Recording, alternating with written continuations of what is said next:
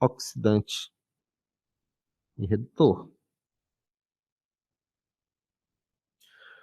Nós estudamos em ligações iônicas, por exemplo, o sódio, ele perde um elétron para se ligar com o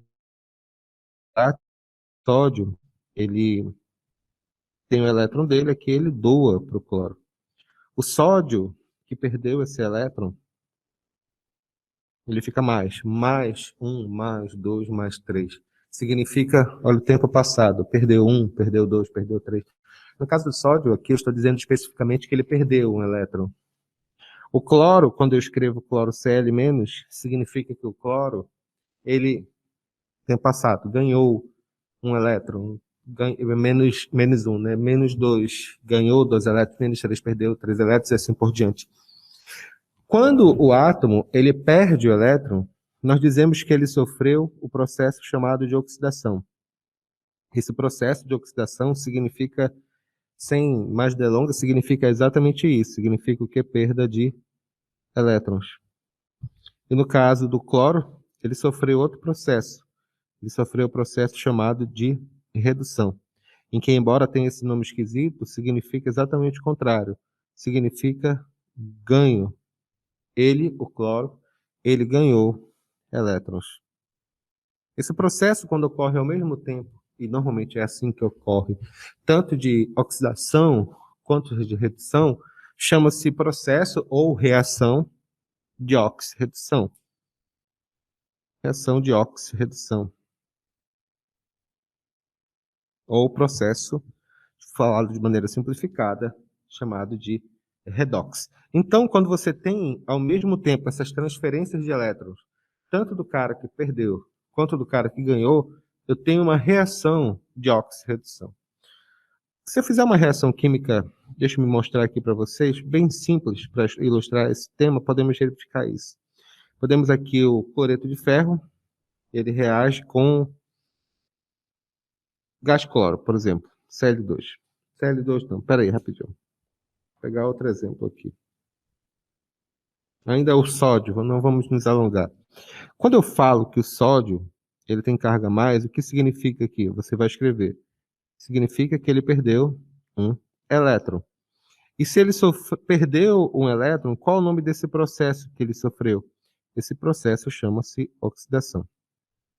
O cloro, por sua vez, vamos recapitulando, né? O cloro Cl-. O que significa isso daqui? Significa que nessa troca ele ganhou um elétron. E se ele ganhou um elétron, ele sofreu outro fenômeno chamado de redução. Esses fenômenos indicam a característica dessas espécies químicas. Se o cara ele sofreu oxidação, significa que ele é o agente redutor, ou o cara que causa a redução. E se o cara ele ganhou um elétron, significa que ele sofreu redução, portanto, ele é o agente oxidante. Esses termos, esses nomes são muito importantes. O que é mais importante, porém, vamos colocar assim, é identificar esses números que a gente colocou aqui. No caso específico, eu, Henrique, professor, coloquei os números mais 1 e menos 1 e eles estão corretos, segundo a tabela periódica. O que eu quero mostrar para vocês é como você deve identificar esse número. Então, para isso, vamos entender o que significa um conceito muito importante, denominado número de oxidação. O número de oxidação de elemento indica a carga de uma determinada espécie química, ou para perder elétrons, ou para ganhar elétrons. Ainda, me desculpem, os mesmos exemplos do NaCl. Quando você coloca o NaCl, você tem o Na+, e o Cl-. O sódio significa que ele perdeu um elétron. Então, nós dizemos que o NOx do sódio, é igual a mais 1.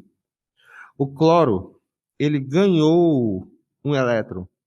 Colocamos que, então, que o NOx do cloro é igual a menos 1. Esse NOx indica número de oxidação. No primeiro caso, esse positivo indica especificamente que esse cara ele tem a tendência a perder elétrons. E o negativo significa que ele tem a tendência a ganhar elétrons. Isso ocorrendo tanto numa reação numa ligação química iônica ou mesmo numa ligação covalente. Esses números de NOx, eles permanecem. Deixa eu me colocar outro exemplo, porque esse composto que eu coloquei na Cl, ele é um composto predominantemente iônico. Vamos colocar aqui outro exemplo, aqui o HCl, ácido clorídrico. Ácido clorídrico vai ficar como? A dissociação dele vai ficar H+, e Cl-. O que significa isso daqui para esse cloro? Esse cloro significa o quê? Significa que ele o quê? Ganhou um elétron. Portanto, qual o número de NOx dele? O número de NOx é -1. E esse hidrogênio, qual o número de NOx dele? Ele perdeu um elétron. Significa que o NOx dele é igual a quanto? +1. Então, quando nós escrevemos as cargas do HCl, do ácido clorídrico, nós podemos dizer que o NOx do cloro vale quanto? -1, e o NOx do hidrogênio vale quanto? +1. E uma molécula, para ser neutra, diz o seguinte, e isso é a regra fundamental para a gente poder entender esses cálculos aqui. A regra dos NOxes diz que a soma dos NOxes em uma molécula qualquer, a soma dos NOxes em uma molécula neutra é 0. Por isso que eu fiz correto esses cálculos, porque se eu somar +1 com -1, vai dar quanto? Vai dar 0.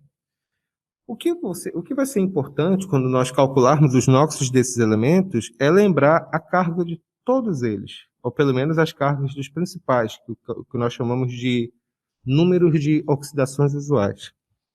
O que eu quero que vocês lembrem são dois fatos fundamentais aqui. Primeiro, mais significa o quê? Esse mais significa que ele vai ter uma perda de elétrons, e menos significa que ele vai ganhar elétrons. A segunda coisa é que esses fenômenos de oxidação e redução, eles ocorrem ao mesmo tempo. Eles não ocorrem independentemente, eles ocorrem ao mesmo tempo. Só isso que eu quero que vocês lembrem. Tá, Henrique, e daí? E daí que esse tipo de fundamento vai ser fundamental para podermos entender como é que se monta uma reação de eletroquímica. Para isso, vou tentar explicar para vocês agora o primeiro caso de pilha que foi explicado e relacionado, que nós chamamos de pilha de Daniel.